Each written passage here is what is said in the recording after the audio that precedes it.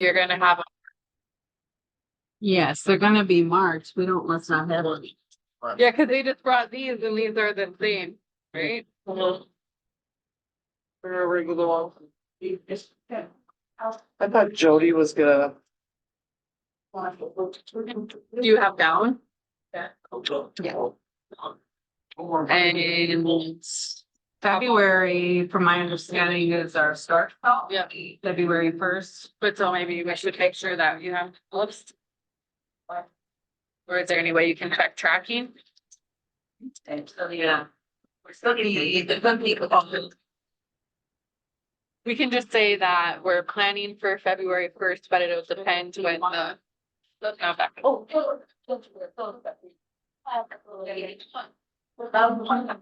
Hello? Okay. Yeah.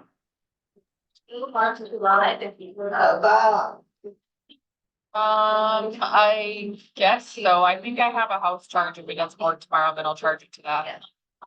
Yeah. Right. Yeah. Yeah, so just have her sign like a sheet of paper and we'll scan it out tomorrow. Okay, thank you. Thanks.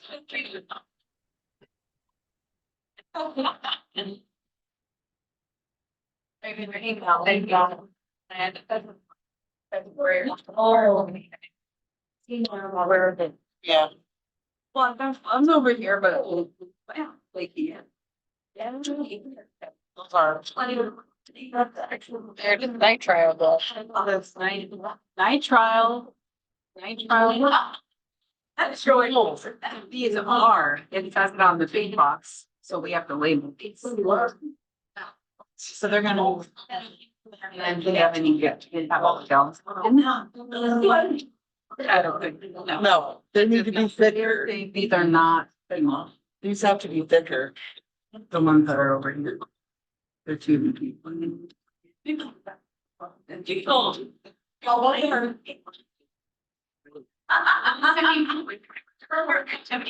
So people rated on me. On the bigger box. I wonder if they put them in this in the wrong box. I mean, we can look into it, but I. And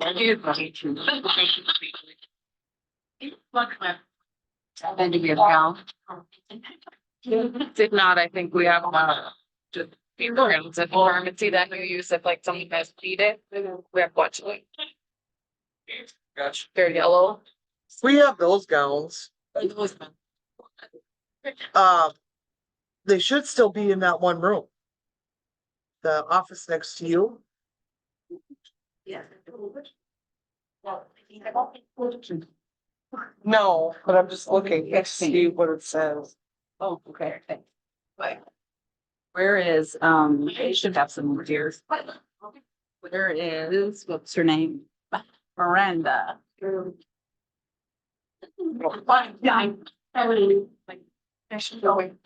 Yeah, they should be. These are all just regular exam forms.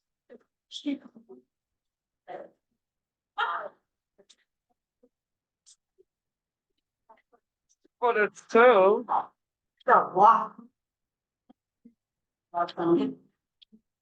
Miranda's gonna grab a gallon. Wow. Every day. Chemo rated. She went up. But so what's the difference? I have no idea. Yeah, but it says chemo rated. That's weird. I wish they had a better description of it. Yeah.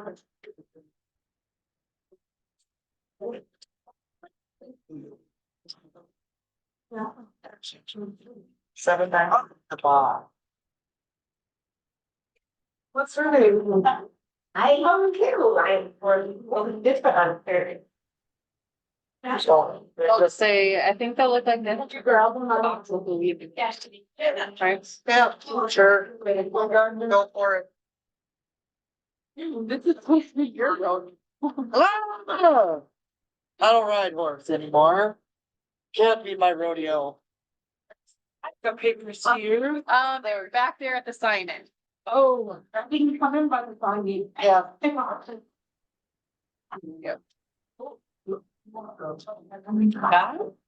They are. Yeah.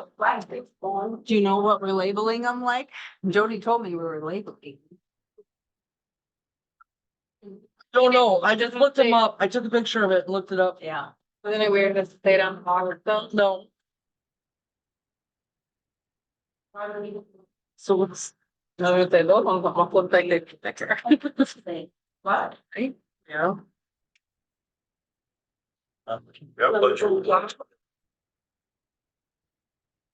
They try powder free exam. They're the same thing. Yeah.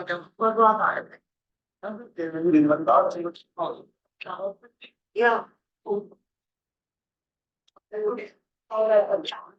Oh, wow, very different color. Yeah. Right? Oh. Well, they'll give you. Okay, so.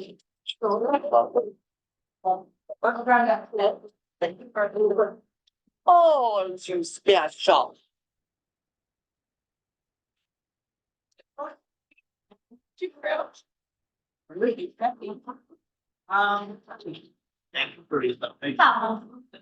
Anytime. We'll go to shoot. I know that I'm here. But people they will speak.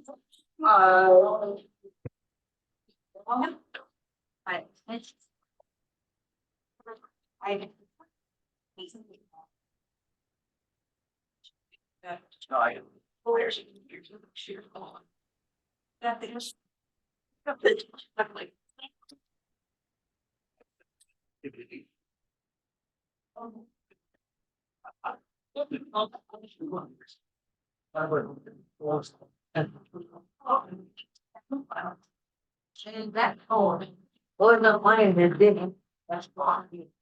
What? What? Oh, people are.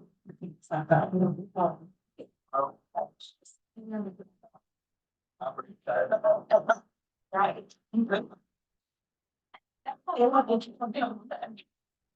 Oh, go ahead. What's amazing, right? What's your problem? I know you're obsession. Again, so. Okay, well, welcome. We're gonna get started. It's even a little bit after 3, but holy smokes, this is awesome. I didn't expect this many of you to attend, so what an awesome attendance. So pat yourselves on the back, and we even have some people on Zoom. I'm gonna try so you don't have to look at my backside here. So we have 2 major things to go over today in terms of all staff that's relevant to everyone. The very first thing, we are here to welcome Sam home, has taken time out of her incredibly busy day to talk to us and share information about the new regulations for hazardous drugs. So I'm going to give you all just something to keep in mind right now is that Open Door Center did not make the regulations for hazardous drugs. This is something that we have to do to actually protect all of you as staff primarily, right? And where'd the regs come from? Who made the regulations about the hazardous? The NIOSH, so like OSHA. OSHA, okay. So it is going to impact some of you quite a bit, and others it may not impact at all. Here's just I am not a medical expert by any means, but I know that one example is if you give meds, like a birth control medication, right, to an individual, and let's say you have to crush that medication, that birth control pill, that you actually will now have to wear a special glove and a gown and the mask. Yep. Right. Okay, so just process that. Okay. Now, in your packets, you are going to find actually a list. It's a very thick packet please know that you do not have to keep this packet and take it with you to work every single day, because at every group home and apartment or any place we give medications, there will be it will be there, okay, in the med room and the med cart, wherever the meds are listed. And you will also have, you'll also see in there that there's some very confidential information where it lists actually names of individuals and the medications they're on. So those of you on Zoom, you did not get that portion of the packet because I did not feel comfortable emailing that out to everybody. So I would expect the utmost professionalism and HIPAA when we leave here that, you know what, if you don't want this packet, I would suggest just keeping it here. Just leaving it here because I don't want you to leave it in your car and then have your kids or your spouse pick it up and look through and see the names of individuals and the medications they're on, okay? So please just leave it here because you're all gonna have access to them in your med rooms. Yep. It's liquid. You still have to mask up and. Yes. Sam's gonna get to go over all of that. So, okay? It's your deal. All right. After Sam is done, I am going to go over, it really only applies to full-time staff. If part-time staff want to stay and listen about pay scales, you are welcome. But that really it just applies to full-time staff. Okay? I don't know if you have much interaction with the pharmacy, but I'm pretty sure Thrifty White, they could be pretty much full-time for Open Door. Pretty much. Pretty much. So please give Sam a round of applause and thank her for being. Good to go. Okay, so like she said, I'm Sam. I'm one of the pharmacists at Thrifty White, and she just wanted me to give a brief overview of why we're doing this hazardous drug thing and what it all entails. So some of you are probably asking, well, why now? We've been doing this forever and we haven't had to have these special things. Well, it's kind of been in the works. There's always been hazardous drugs since like 1970s, and then they reevaluated it in 2016 and again in 2020. And the main reason is because now a lot of these medications are used outside of the hospital setting, so more people are exposed to them. And then also as time goes on, we also always learn more about drugs, so we know their side effects.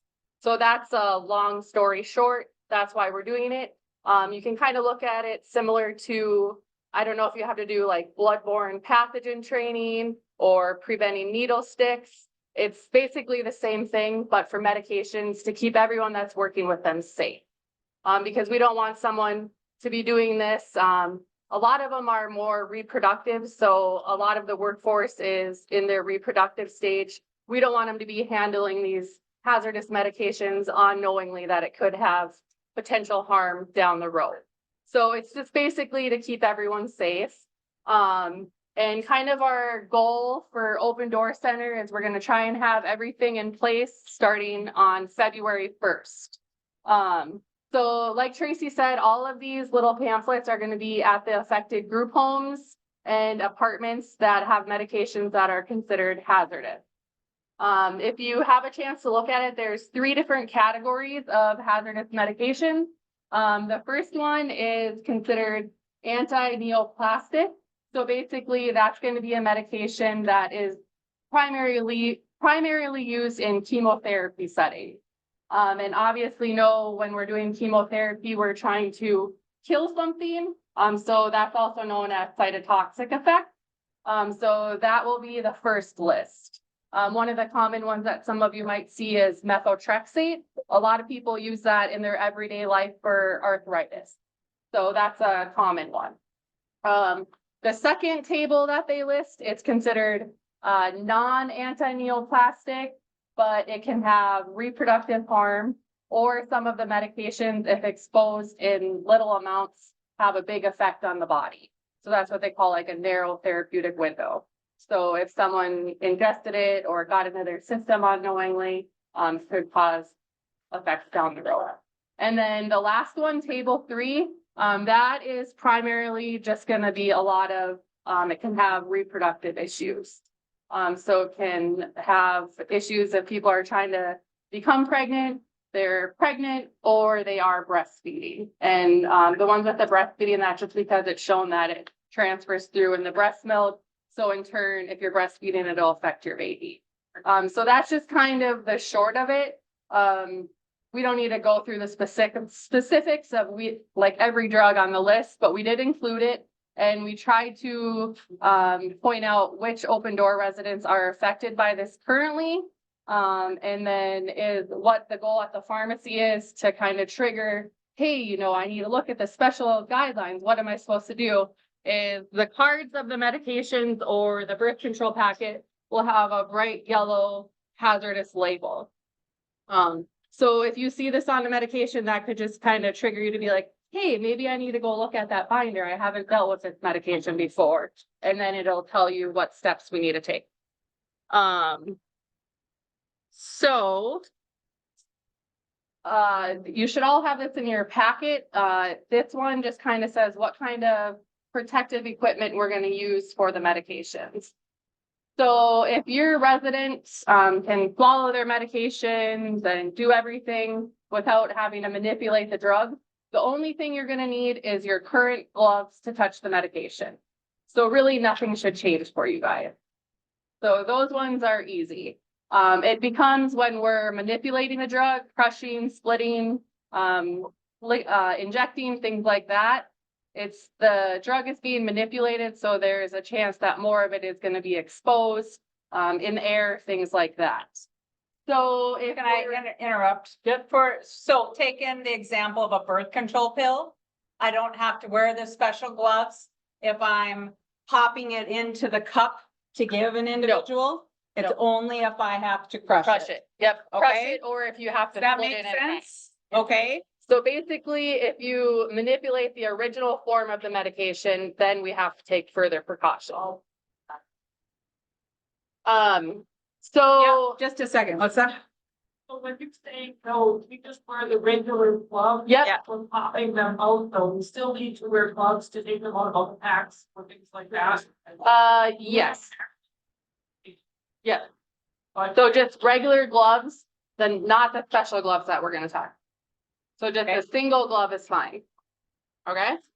And then the next one, if we are going to crush the tablet or manipulate it, you have to wear a double chemotherapy glove.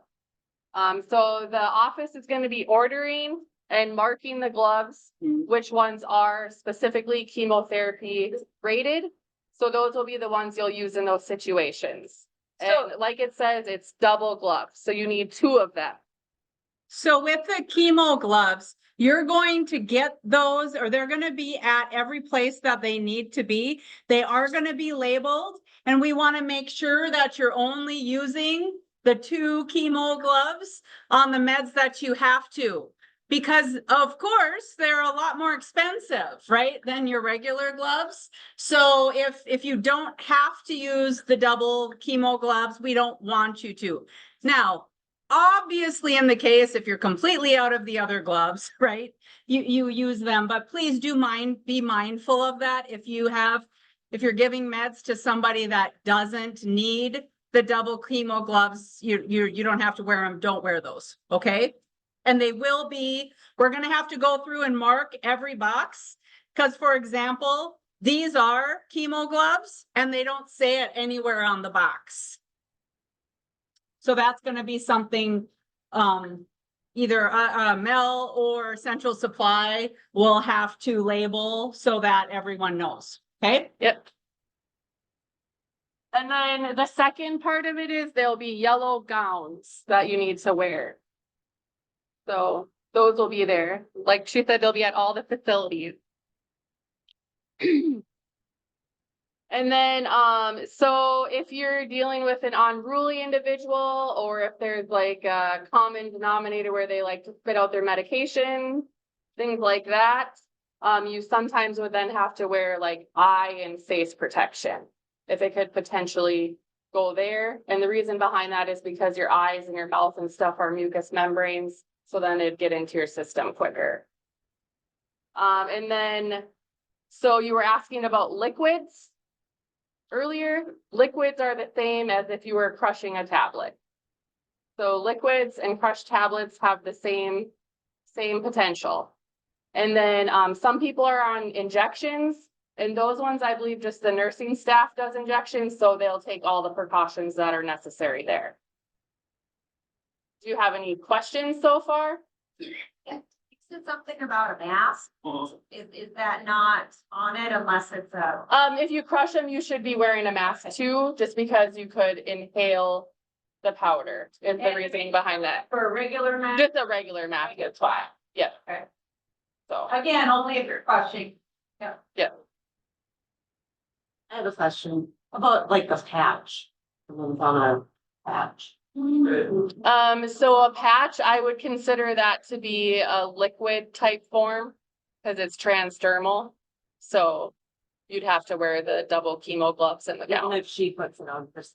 That would be, I think she should be able to do it herself. Yep, and then obviously she doesn't need to do any protection because it's going on her, yep. And all of the meds that have been identified, the pharmacy went through and they list them all and they're in that packet. So you should know, be able to look at every individual that you work with and see them. Yeah, put the gown, you have to change between. You wouldn't have to change between each person per se, but it's not something that, Probably. Yeah. In bed. yep, that would be fine. But you wouldn't wanna like save your mask for later on Right. in the next administration. And how about gloving? Nope, so you gotta get rid of them all the time. In between people. Yep, in between people, I would use different gloves. Right. I was just like with the gown, because that's a lot. Yep. Put a pack on and that adds like a lot of time. Okay, so let's just run a scenario. So let's say you're giving meds to 3 different people and 2 of them have some hazardous meds. Okay, we're gonna use us as examples, okay? So I have 2 hazardous meds I get, she has 2, and Tiffany has 0, okay? So if you're gonna give me my med and you are having to crush it for me, what are you gonna have to make sure you do? I would first give Tiffany her meds. Okay? And then I would put on my gown and then glove up and crush Okay? in your so mask. You're gonna crush and you're gonna give me my crushed birth control pill first, Yep. right? And then you're gonna give me my next, I don't know, let's say it's a liquid controlled, liquid hazardous substance. Are you going, you don't have to change your gown, right? No, You have to change your gloves in between the 2 meds that I get, I would say no, okay? So because I mean, it would just be like, for me, but then you're gonna have to get rid of those gloves and put on new gloves for the next person. Yep. Right? yep. Cause you don't want the potential of the meds you just got to get in that person's I med. don't want Kristen exposed to the meds that I was, Yep, okay?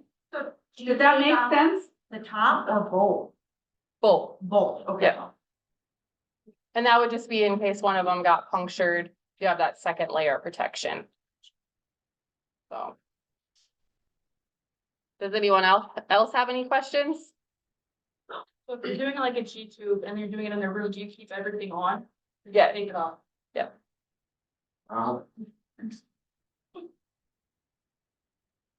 The double gloving, the gowns, the mask only apply to the meds that are marked. Do you wanna hold that up? That hazard, they're gonna be marked hazardous. And they're gonna be in that packet. That's the only time you have to, I mean, for the hazardous medications, for the double chemo gloves, right, for the mask. Yep. And for the gowns. Gowns can stay on between individuals, gloves and masks can stay on between individuals, because you're protecting yourself with both the mask and the gowns. The gloves have to be changed in between individuals, but not in between medications for the same person. Okay?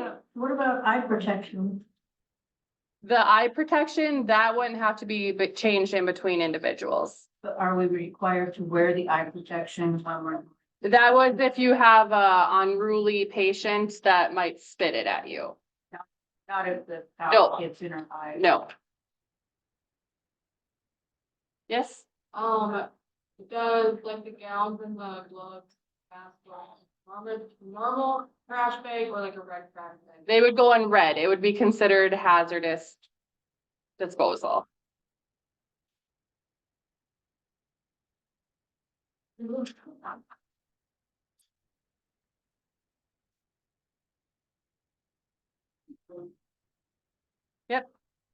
So if you're to,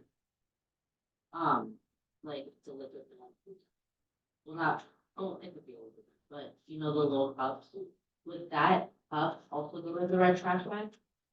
I would say yes, probably. I think it would make sense if we said yeah, right? Yep. And it's no different than if you get a little bit on your glove, you're gonna put the glove in there. If, yeah, that's your, and let's say it spills, right? It happens. You have a liquid little cup, it spills, you use some paper towels or whatever, disinfect it to clean it up. Technically, that paper towel, whatever, should go in the rag bag as well. Punch that with that in, and we can- Well, I think it's really only gonna apply necessarily if, not if it has potential to touch it, but if it actually does. Yeah. Yeah. Yeah. So then are we gonna, people think up, like when our hazardous bags are full, are we doing? How are we doing disposal of? That's a really fabulous question. Is that what has been done in the past? Yeah, you can't take it to the dumpster. So tell me, like in the past, who has picked it up? Larry? Yeah. Oh my gosh. Companies stop picking stuff up, they find water. Yes, someone will have to pick them up unless we hear otherwise, so. So then you guys will want to make sure too that you're letting them know before it's overflowing Yes. and because they'll want to get there. There are some, I know for like people at home, there are some like mail back options. So maybe we can look into that too.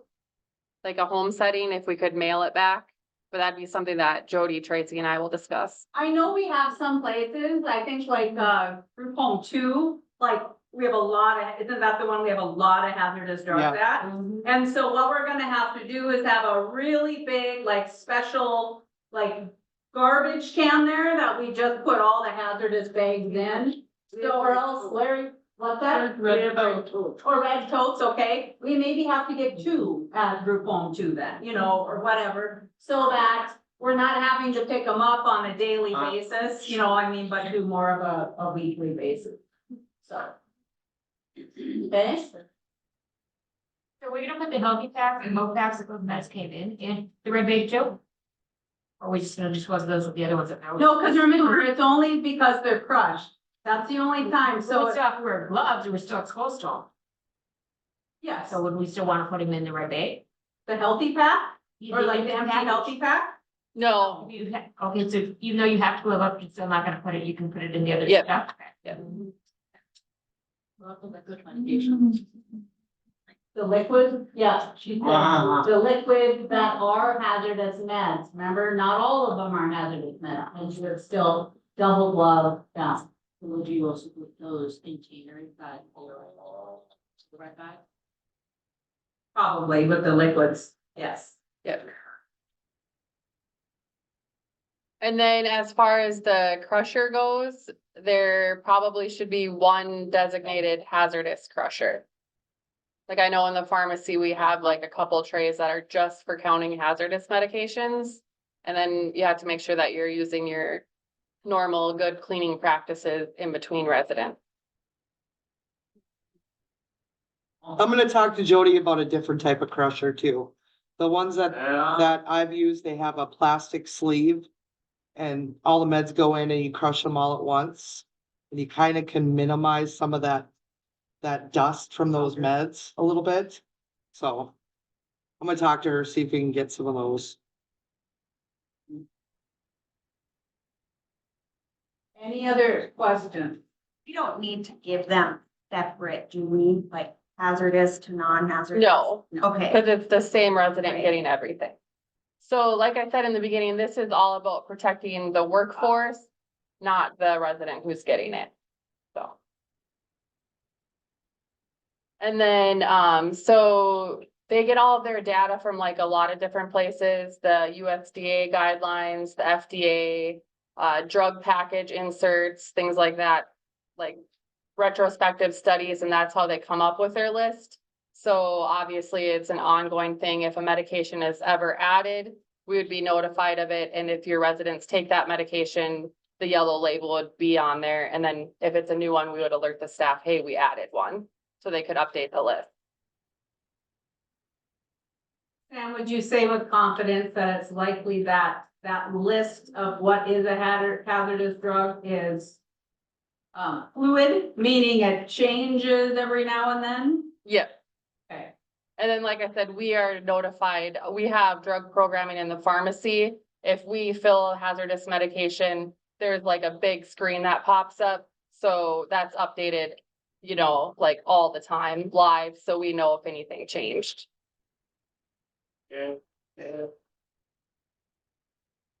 I'm just gonna guess that many of you might be looking at the list, you know, you hear the information and you might be feeling a little overwhelmed.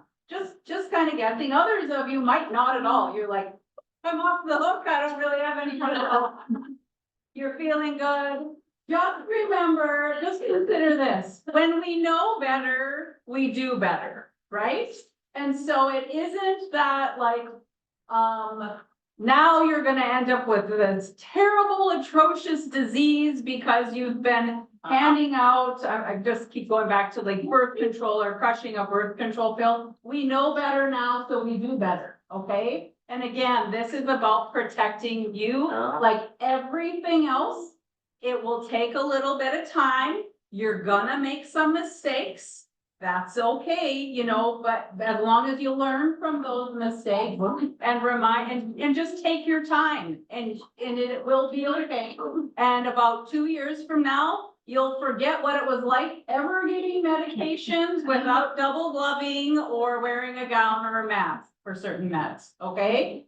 You will acclimate and you will change even though it's hard. Okay? Are these lists, are there names on there even if we don't have question meds? 'Cause I know one of my residents is on one of these meds and it's not, his name's not Oh. So then maybe we missed one. Is it on there even if it isn't crushed? Yeah, Yeah. because you'd still Yeah. have to do. What med was it? up. Ask me. Okay, yeah, so, but that one, like I said, that'll trigger when we're carding the medication, so the yellow sticker will be on there. Yep. Any other questions? Sam, do you have anything else? I don't think Any so. other questions while you have the expert here? So, Yeah. if we have to take someone to an infusion, we're not touching any of the meds, we don't have to go number. No, it's just the person administering the medication, so that would likely be the clinic staff. Yeah, they do all the precautions that they need to do. Yep.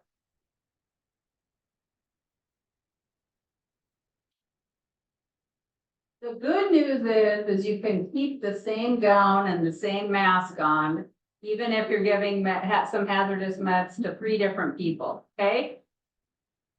The thing you're gonna have to remember is you gotta change the double gloves, both pairs of gloves, every time you change people, every time you change people, okay? Any other questions for Sam? Any other, there's gonna be questions that come up. And I want you to ask. Yep. Do not ask. So whether you're picking meds up from the pharmacy and you wanna ask them, or you are at an apartment or group home or work activity, day activity, you need to ask. Whether it's calling a nurse or I'll be honest, I'm probably not the best person to call, but I'll help you figure out the answer. Yeah, Kathy? Do you cut an extended release tablet or do you leave it full? Cause some people say you cut it, some people say you leave it full. For an extended release tablet, like, do you have an example? Sodium ER tablet. So ER tablets aren't usually supposed to be crushed because they have a protective coating. So if you have a resident that's been having their ER medication crushed, we'll need to talk to the doctor about possibly getting a liquid. Just wanted to make sure. Yeah. Unless the doctor okayed it in the past because it's working for the patient and they've been doing it for 20 years. So there's kind of like a caveat to everything. But in general, an ER medication has a special coating on it and it shouldn't be crushed or chewed.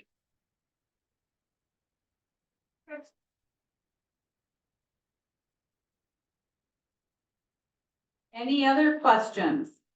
Will all staff in the same apartment, be sharing one set of, one pair of glasses? No, remember the glasses are only necessary if you have a person that, and you know those, right? You know the individuals if you've been working with them long enough that might spit it back out at you, right? They won't share the same pair. No, we'll get other ones. I'm guessing we should go through way more gloves, cut chemo gloves, than we do gowns or masks or glasses. Okay, glasses, we should go through the least. So people have like the ISLA apartments, does that become an expense for them? The gloves and the masks, or how does that? Well, how did they do it over COVID, you guys? When everyone was required to wear masks and those things, those individuals weren't paying for them, were they? Yeah, I was gonna say, I would think the office would provide because we're trying to protect the Open Door Center staff. Yes, yeah. Yep. That's a good question, Kelly. I wouldn't have really thought of that in that case. All right. Thank you, Sam. Yeah, and then, like she said, if you come up with any questions, just reach out to us at the pharmacy. Or your nurse managers will likely know also. One of the things that I would recommend to like the program directors, resident coordinators, apartment supervisors is that if there are some questions that come up that don't need immediate answers, that like maybe in the med room, they just have a list that you could just write some questions down. Because what we might find is group home 3 has a lot of the same questions as the YAP, you know what I mean? And that we could clarify those. So if you don't need an immediate, answer, or you're trying to problem solve, that you could just do a running list of questions too. And then when the nurse does rounds, that they could address those at that time. And then if you came across the medication, if you do that again or whatever, if you just want to let us know so we can update our list. But like I said, that yellow thing should be on there, even though it's not on your list. But then that way, if there's new staff, they'd feel more comfortable probably having that too. Okay, Anything else? No? thank you. Okay, yeah, thanks for having me. Thanks, and Yeah, thank you. you just want to solve. Yeah.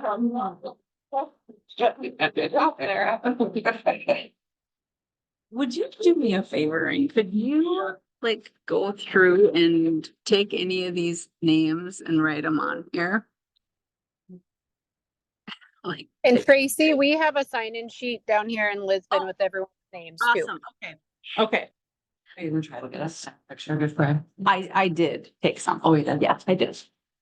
Okay, the next thing on our agenda is that, in November, the end of November, the board, Open Door Center board, and this is, again, this applies to full-time staff. Part-time staff are welcome to stay, but this applies only to full-time staff. The Open Door Center board, approved a pay scale, okay? I made the very big mistake when I first emailed it out to all of you, I think at the beginning of January. And instead of saying pay scale, I said salary scale. That's my bad, okay? And for some of you, you might not have even thought anything different about it. But salary often, you know, right? What do you think of salary? Is that you're not an hourly employee. There's no, it doesn't matter how much you work, you're getting paid the same amount.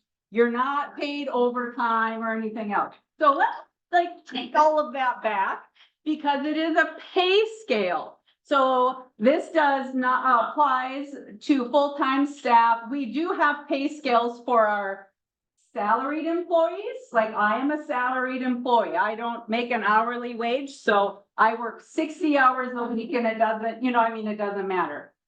But we also have hourly pay scale. Okay, so pay scales. So that means that, yes, you still get overtime if you work more than 40 hours a week. Okay, so why did we look at pay scales? Actually, first of all, did I make it all up on my own? No. No.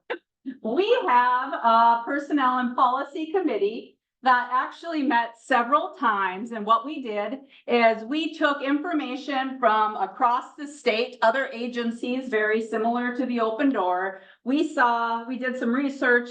How do they do their wages for their employees? Some of them do merit pay, meaning you have to get a certain score on an evaluation and then you might get a 10-cent raise. And if you don't get a certain score, you don't get anything. So there's just a lot of variety across the state.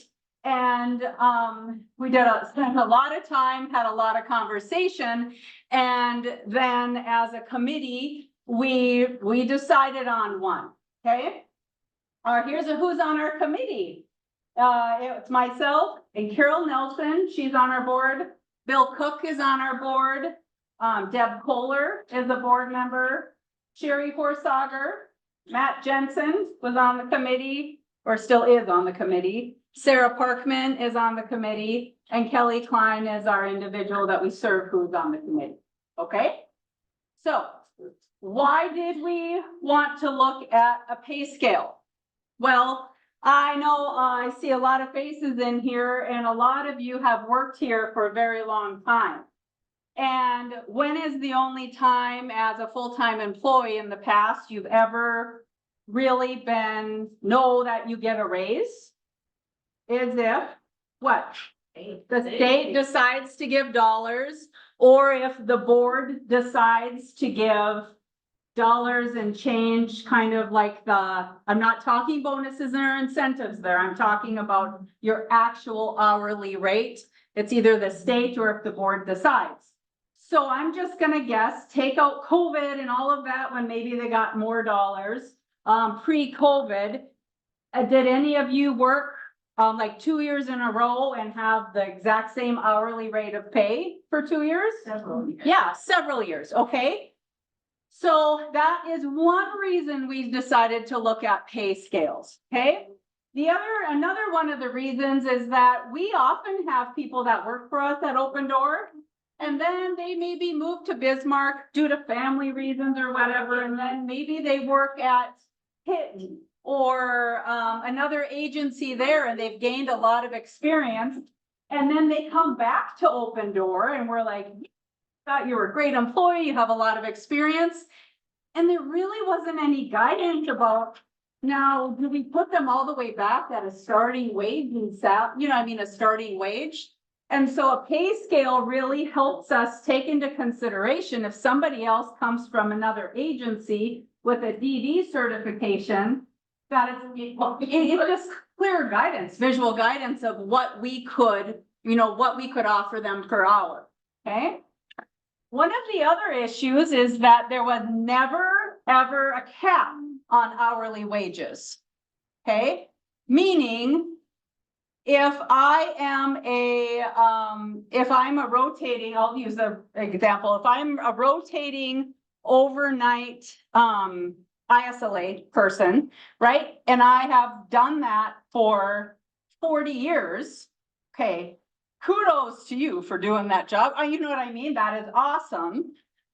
But because there was never a cap and depending on how, wages and bonus, or not bonuses, but salaries were, wages, sorry, were changed over the years, we could have somebody that works in a little bit lower responsibility job, and I don't mean that in a negative way, that could make way more per hour than somebody that is taking on way more responsibility, okay? And so then there's no incentive to share your talents and your expertise in a position that has a little bit more responsibility, okay? I'll let you process that. There's never been, we already talked about, there was never a set increase in wages from year to year. So you were really kind of working at the mercy of anybody else, right? I mean, from the state or anybody that would give that. So that was the main reasons that we looked at a pay scale, that, and we were one of the only agencies in the state of North Dakota that didn't have some sort of system and guidance. Okay. Am I gonna stand up here and tell you that it's perfect and it is flawless and that there will never be any problems to it? No, because there is just no such thing. But sometimes we have to start something and try something, and I have quite a bit of confidence in this. Yep, Cassie? So I was just wondering, is there a potential way to talk about, like, if somebody who works a morning shift got asked to work an evening shift, would there be a way to potentially have them get evening pay? Because like at the care center, they do stuff like that. Differential. Yeah, yeah. Or shift. And that, okay, I think maybe that could be a conversation, but not for today. But I know, I see where you're going with that, and that does make sense. Yeah, Like if an overnight call did, right. a morning person is Sure. covered. Yeah. Yes, I think that could be. On the back of your, if you got like an agenda, you know, here, and not everyone got one because I ran out, but on the very back of that, it's two-sided. You can see it says open door pay scale implementation. Okay, do all of you see that? Yep. It's like that, okay, all right. So here's what I want you to all know right now is that not one single person here is taking a pay cut. Okay, and honestly, the pay scale was created and implemented to all of your benefit, not to punish anyone, not to take anything away from, because I'm just gonna guess when you hear pay scales, you automatically think that it's going to maybe be a negative thing. And that was the last, no, it wasn't even considered. It is to really all of your benefit so that upon satisfactory completion of your annual evaluation, that you could see that you would get a little bit of bump in pay. Now, are we talking $5 an hour bump in pay? No, no, but isn't a little bit bump in pay better than nothing and working for 4 years and trying to decide if the state's gonna give us something?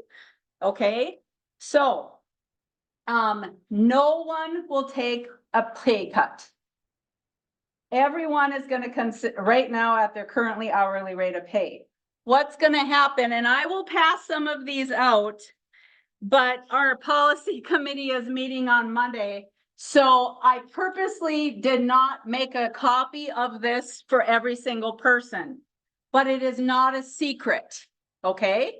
So what I'll do is I can pass some of these out and you can look at them, but I really want you to leave them here because as a personnel and policy committee, we have to decide like where we're gonna put this so people can access it, okay? Does that make sense? Okay, what you're gonna see is this is what it kind of looks like, and I'll pass them out. And because we pay people different rates based on their job. So if you work at an ICF days, you make starting wage is one rate of pay. And if you work an ISLA rotating, it's one rate of pay. The ICF has higher medical needs, and so our ICF have always gotten a little bit more pay. Okay, that's not a secret. You all have known that. And so I will pass those on. So here's what's going to happen, and I want you to look at the back of that. Actually, let me say this first. This was approved in November, but it does not go into effect until January 1st, okay? So let me ask you, if I had my annual evaluation on December 15th and I had a satisfactory annual evaluation, would I get moved up on the pay scale? No, why not? Because it goes in effect, the board decided it goes in effect January 1st. Okay? I know that could literally maybe piss some of you off, but I'm sorry. Any date that we have to pick, it's always gonna end, you know, I mean, there's always gonna be a scenario that when somebody had an eval the day before, okay? And like I said, we're not talking $5 an hour or anything here, okay? But we have to pick a starting date, okay?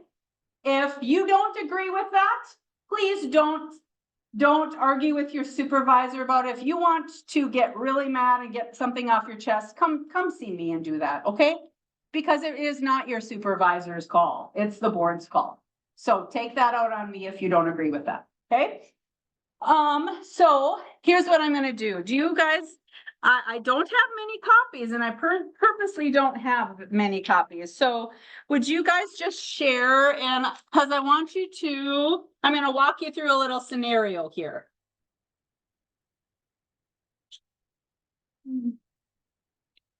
Want to make sure you guys can kind of, I don't even have them all. You guys want to kind of share, pass them around. I want to pass them around. See what's getting. So, because we haven't had a pay scale before, I'm going to tell you, because I have gone through every single one of your hourly rate of pays, and I have figured out where they would be on here. Okay, and about 99.9% of you do not fall exactly right on here. Okay, so here's the example. Joe works evenings at an ICF group home, and his current rate of pay is $19.44 an hour. Okay, $19.44 an hour. If you look on the pay scale, look under ICF evening level. I don't know if you guys can see ICF evening level. Let's look at that. Level 3 is $19.33 an hour, but level 4 is $19.66 an hour. So where does that mean if we're going to put Joe onto the pay scale? What level would we put him at? Well, the difference between the two levels is 33 cents, and his current wage is closer to $19.33 an hour, because it's 11 cents over 1933. So he's still gonna get paid right now. So as of January 1st, he's still getting paid $19.44 an hour, but he is considered ICF evening level 3. Okay, so then that means upon Joe's annual evaluation, and if it's satisfactory, meaning he's not getting a coaching statement, I'll go into that a little bit more. He would move to level 4. And so then he would get a raise of 22 cents an hour. So then he would be at $19.66 an hour. Okay, so as of January 1st, we take all of you on according to your positions and your hourly rate of pay, and we place you on that, even though you might make a little bit more or a little bit less, but it's where you're closest to, according to that. And then you would move to the next level upon satisfactory annual evaluation. Okay? Questions on that? Does that make sense? It's only one time that we have to place everyone, okay? Because from there on, you know what I mean? You'd move. Down there. Yes, yeah. Like I work at WAC. Right. And the group, I get 3. Yeah, well, and, well, yeah, we talked about that at management this morning. They're creating way more work for themselves because really technically they should combine it and you still would only have one evaluation.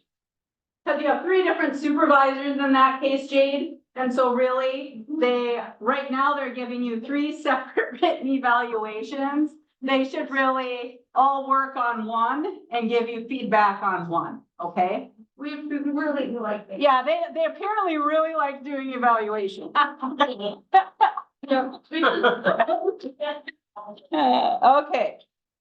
We don't have enough to do that. So let me address what is the satisfactory evaluation? Because I believe that no one is ever perfect and that we always have room for improvement. But that doesn't mean that you aren't doing a satisfactory job, right? To me, when you're in an evaluation and you're giving feedback with your supervisor and they're giving you feedback and you're talking about goals you have, the things that you're really strong at, the areas that you could improve upon, that is typical. And that does, just because you have areas you might need to work on, doesn't mean that it's not satisfactory, okay? What is not satisfactory is if you have to have a coaching statement because there have been ongoing issues. I am late for every single shift I am signed up for. Or maybe I'm late out of 12 punches, I am late a half hour, 10 out of 12 times. Do you think my supervisor might have some concerns and maybe should be talking to me about that? Yeah, okay. And they might say, gosh, you know, Tracy, you're really good when you're here, but holy smokes, we're really having a hard time because you're showing up a half hour late, 10 out of 12 times. We're causing other people to go into overtime and you're not getting, and it's impacting our services and whatever. And they should put me in a coaching statement for that. They should. And so I shouldn't at my annual evaluation, if I'm currently have to be a coaching statement, I shouldn't move up that level until maybe I've got something going on and I can turn that, you know, I can meet that coaching statement and by means, well, then I could get that level change at that time upon satisfactory completion of the coaching level. What I don't want people thinking is that if your supervisor tells you that, you know, I'd really like you to have more initiative, or I'd really like you to, I don't know, do X, Y, and Z, that doesn't mean, or these are your areas of strength and these are the things that you could work on, that doesn't mean that's unsatisfactory, okay? That doesn't mean that, okay? Typical movement is going to be 1 level per annual evaluation. And you're going to note, I didn't say it yet, but levels do not equate to years. Don't be thinking, well, I've been here, you know, 25 years, I should be on level 25. No, the levels are not years, okay? They're levels. All right, so if on the flip side of that, I just want to make a comment that if a supervisor is recommending no level change, first of all, you're not going to lose money ever, right? You're just going to stay at that same, that they can't do that without my knowledge and me signing off on that to approve it, okay? Because if there is an employee that needs some coaching statements and if attendant, you know, whatever reasons, I need to be aware of that, okay? So that is not something that can happen without my knowledge. On the far flip side of that is that there are maybe times, rare, but maybe times that and supervisor says, holy smokes. You have worked here 2 years, you have taken every single module there is. You go above and beyond. You are coming in when we're really short-staffed. You are incredibly engaged with individuals and always reflective on their goals and objectives. And I couldn't function without you. I mean, you do things I'd never, ever ask you to. A supervisor could recommend that a person move 2 levels. Now, is that gonna happen every year? No, I won't approve that every year. But that should be rewarded, and it should be, okay? And so they can recommend that, but again, whether you freeze a level or you a supervisor wants you to move 2 levels, I have to approve that, okay?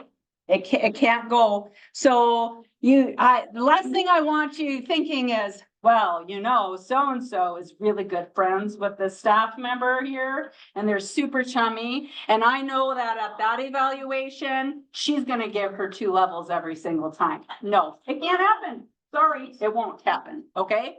So just take that out of your thought process, because it can't, okay? We have about 150 full-time employees through the Open Door Center. About 150 and about 40 part-time staff.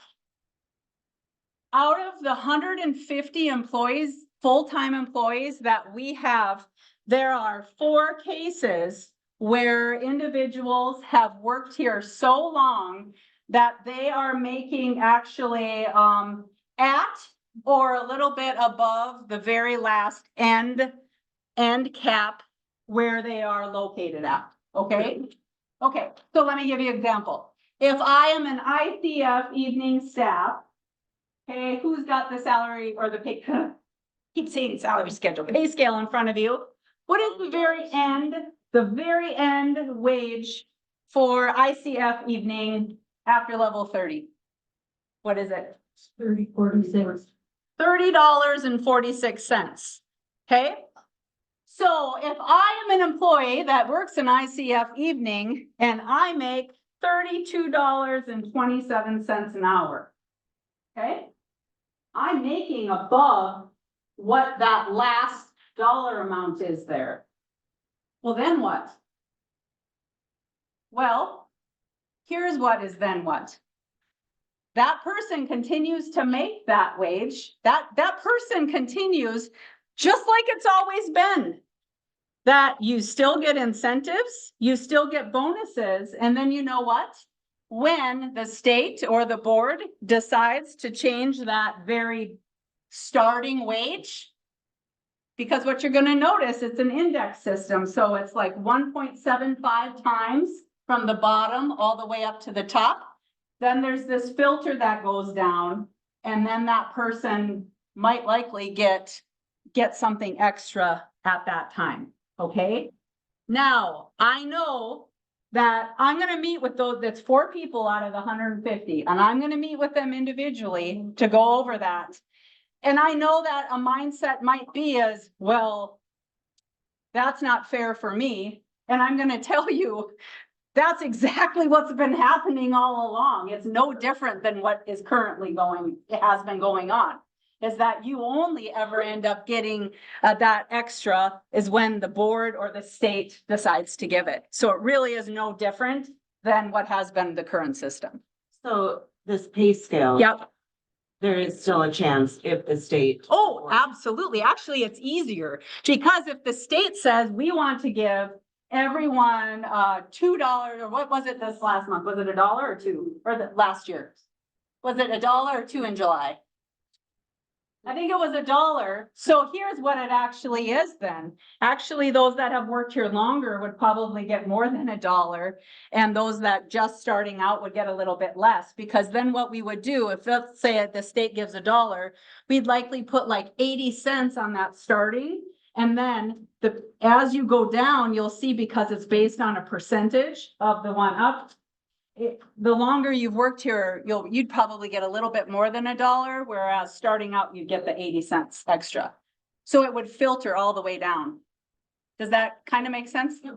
Okay. So you're still saying that the legislative increases are on top of, Oh, yes, so this is what we did is So we that's changed what all you're of our saying, base yeah. hourly, wages in July. That's what you're seeing there. And then if the state came back and said, oh, we're gonna give you to increase, then we would take those starting wages and then we disperse that among that, and then it would filter all the way down. Well, absolutely, yeah. But better yet, Veronica, if you look at that pay scale, it is an opportunity for advancement. I don't know about all of you, but would like to see it to say, gosh, okay, if I stick here 3 years, I know I'm guaranteed this if I do my job, right? If I do my job, and you know what? I'm kind of tossing around the idea, what if I want to apply for a lead staff or a resident coordinator position or a program director position? About how much more would I make an hour? Because I know that's more responsibility, but then you'll see that there's a little bit there's more room for growth that way. And so it is to give you more control and a little bit more visual representation about your career goals and advancement. That's the whole purpose of it as well. Yeah.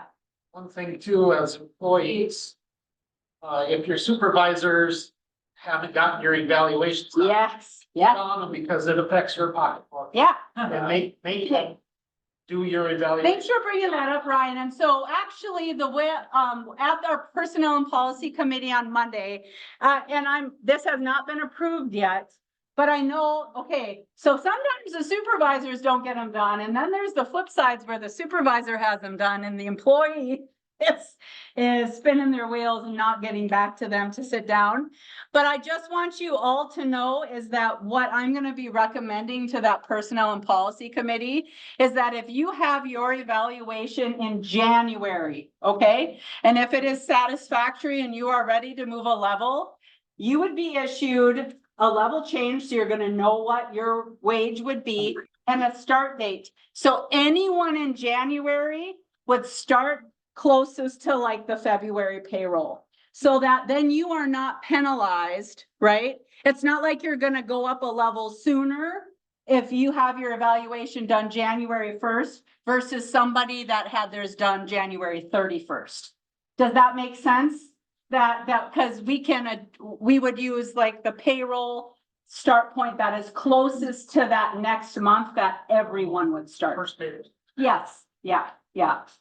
Or closest to, because like in January, it's actually like, I don't know, like January 29th or something is the start date. And so you could still turn an evaluation in February 14th and still make that January 29th start of the pay period. Does that make sense? Because I had to process it for quite a while, so. Questions? I got a question. Yeah. It's not on the pay scale or anything, but I looked at my last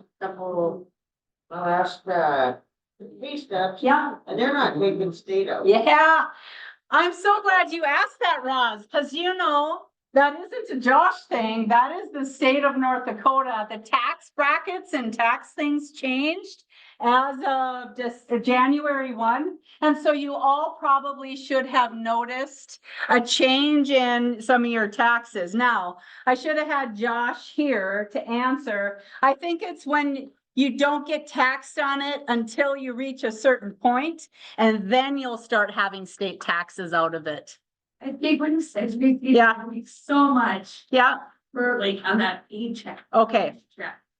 So just because maybe you didn't get it in 1 or 2 paychecks, Ross, you might start having it taken out your next 1 or 2, or, but that was a state tax thing. So you all should have noticed maybe a little bit change in your paychecks. Any questions about the pay scales. I do not want you ruminating or stewing over things and not asking questions. So you can email me, you can stop in and ask me, you could ask Matt and Sarah or anyone else that is on the Personnel and Policy Committee. And if you have questions, we'll get you answers. This is a positive thing for all of you and for our agency. It really is. And the intention is to give the DSPs and all of our employees a little bit more control and visual control, okay?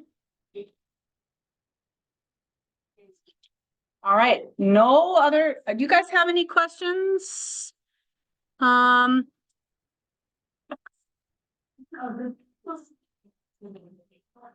right. Well, thank you, everyone. I'm just so impressed. Well, I'm going to tell you that we're going to have some things coming out to try to motivate and empower module completion coming up. As just a note, you know, I've told you before that bonuses and incentives are never a guarantee. They aren't. Okay. And I know I can say that because I came from a field that we never got bonuses and those things. But remember that if bonuses or incentives are given in the spring, that one is based upon your completion or being up to date with your modules and training. Don't forget that Christmas is not tied to up to date modules or training. Spring incentives, if they have been given, have always been tied to that. Okay? Thank you. All right, yes, thank you. Thank you. Yeah, and just remember, leave the salary or the example of the baby. You're on the board. Yes, ma'am. There, if you'd like to buy one. Sweet. They want to take down. Realize that upstairs. In I've worked here for 20. You're not gonna lose any money. So I went interchange over to go and sleep, so they take 3 months away, like. This way, we're from street, then it goes.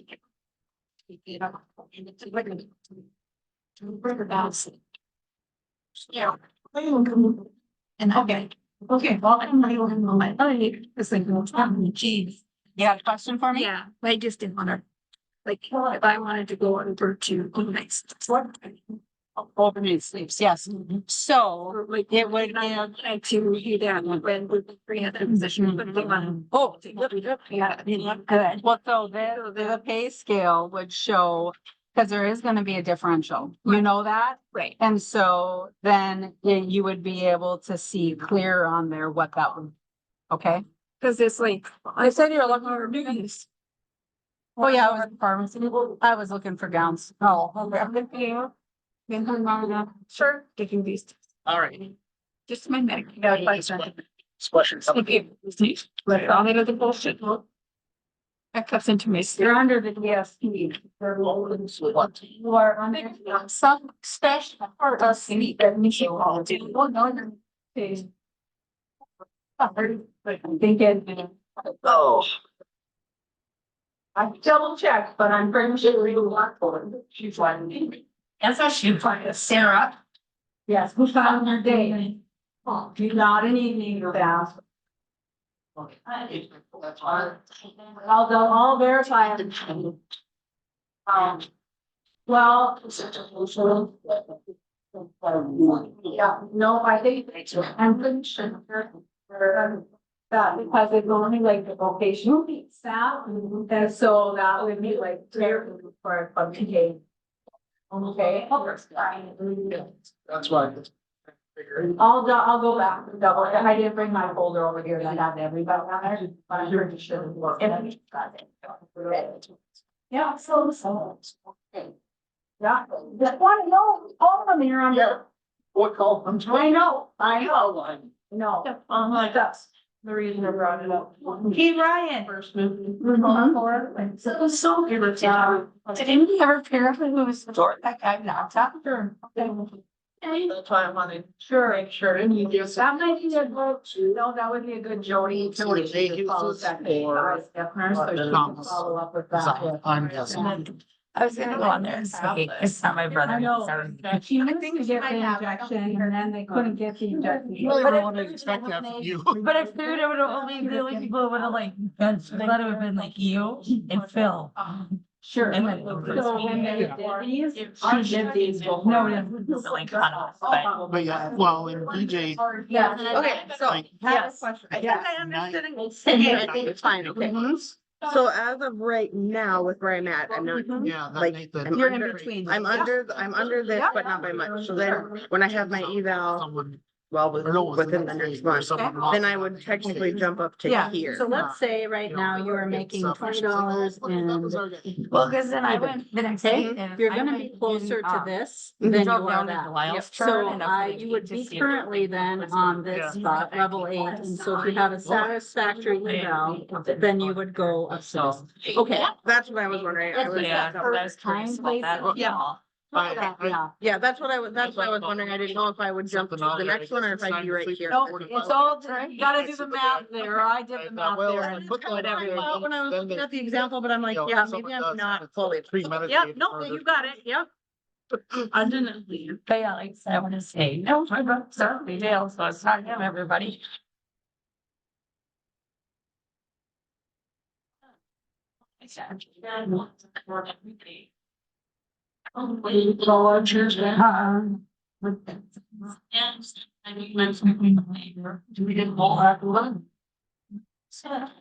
Our last. So I could function.